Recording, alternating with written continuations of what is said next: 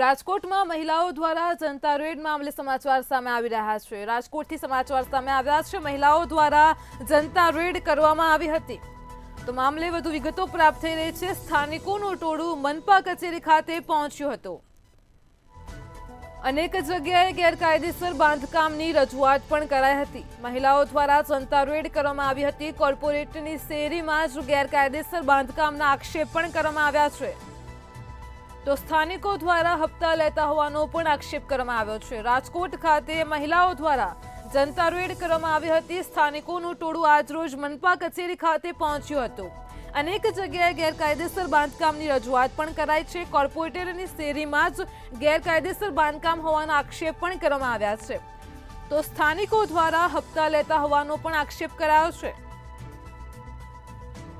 તો રાજકોટથી સમાચાર સામે આવ્યા છે। રાજકોટમાં મહિલાઓ દ્વારા જનતા રેડ મામલે સમાચાર સામે આવ્યા છે, જેમાં સ્થાનિકો દ્વારા હવે હપ્તા લેતા હોવાનો આક્ષેપ કરવામાં આવ્યો છે।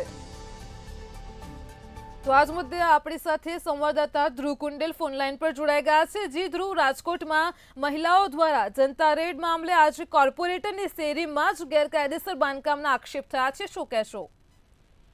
ચોક્કસથી અંબિકા ટાઉનશીપ ખાતે દેશી દારૂનો વેપલો લાંબા સમયથી ચાલતો હતો અને તેને જ લઈને ગઈકાલે મહિલાઓ દ્વારા જનતા રેડ છે તે પાડવામાં આવી હતી। સ્થાનિકોનું ટોળું છે તે મનપા કચેરી ખાતે આજરોજ પહોંચ્યું હતું અને ખાસ તો તેમના તરફથી એક રજૂઆત છે તે કરવામાં આવી હતી કે અનેક જગ્યાએ આવી રીતના ગેરકાયદેસર બાંધકામ છે ખડકી દેવામાં આવ્યા છે અને ત્યાં આ પ્રકારની ગેરપ્રવૃત્તિઓ થાય છે। ખાસ તો દેશી દારૂનું વેચાણ થાય છે। આ ખૂબ જ ગંભીર બાબત છે। આ પ્રકારની એક રજૂઆત લઈને જે મહિલાઓ છે તે પહોંચી હતી રાજકોટ મહાનગરપાલિકા ખાતે। ખુદ કોર્પોરેટરની શેરીમાં જ ગેરકાયદેસર બાંધકામ થયું હોય એ પ્રકારનો આક્ષેપ પણ મહિલાઓ દ્વારા કરવામાં આવ્યો છે। ત્યારે સ્થાનિકો પણ એવું આક્ષેપ કર્યો કે જે કોર્પોરેટરો છે એના સાથે જે પોલીસ પ્રશાસનના જે કર્મચારીઓ છે તે ક્યાંક ને ક્યાંક હપ્તા લે છે, આ પ્રકારનો આક્ષેપ તેમના તરફથી કરવામાં આવ્યો છે। ત્યારે હાલ જે મહિલાઓ છે તે કમિશનર કચેરી ખાતે પહોંચી હતી અને ત્યારબાદ સ્ટેન્ડિંગ કમિટીના જે ચેરમેન છે જયમીન ઠાકર છે તે બસના સ્થળ ઉપર પહોંચ્યા હતા, એટલે કે જે ગઈકાલે જે જગ્યા ઉપર જનતા રેડ થઈ હતી તે સ્થળ ઉપર પહોંચ્યા હતા। ત્યાંનું સ્થળ વિઝિટ લીધા બાદ ક્યાંક ને ક્યાંક તેમને પણ સમગ્ર ઘટનાને માલુમ પડી કે ત્યાં ગેરકાયદેસર બાંધકામ ક્યાંક ચાલ્યું છે અને તેના જ કારણે ખાસ તો કોર્પોરેટર પણ સીધો સવાલ ક્યાંક ઉભો થાય છે કે શું આ બાબતની કોર્પોરેટરને જાણ નથી, એટલે કે વોર્ડ નંબર 11ના કોર્પોરેટર ઉપર ક્યાંક ને ક્યાંક સવાલો ઉભા થાય છે। જી ધ્રુવ, સમગ્ર માહિતી બદલ આપનો આભાર।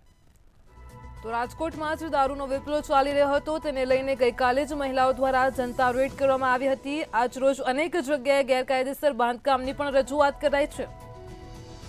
તો કોર્પોરેટરની શેરીમાં જ ગેરકાયદેસર બાંધકામના આક્ષેપ પણ કરવામાં આવ્યા છે। મોટી સંખ્યામાં મહિલાઓએ ભેગા થઈને આજરોજ જનતા રેડ મામલે વિરોધ પ્રદર્શન કર્યા છે। સ્થાનિકો દ્વારા હપ્તા લેતા હોવાનો પણ આક્ષેપ કરવામાં આવ્યો છે। તો રાજકોટમાં મહિલાઓ દ્વારા જનતા રેડને મામલે સમાચાર સામે આવ્યા છે। સ્થાનિકો દ્વારા આક્ષેપ કરવામાં આવ્યા છે।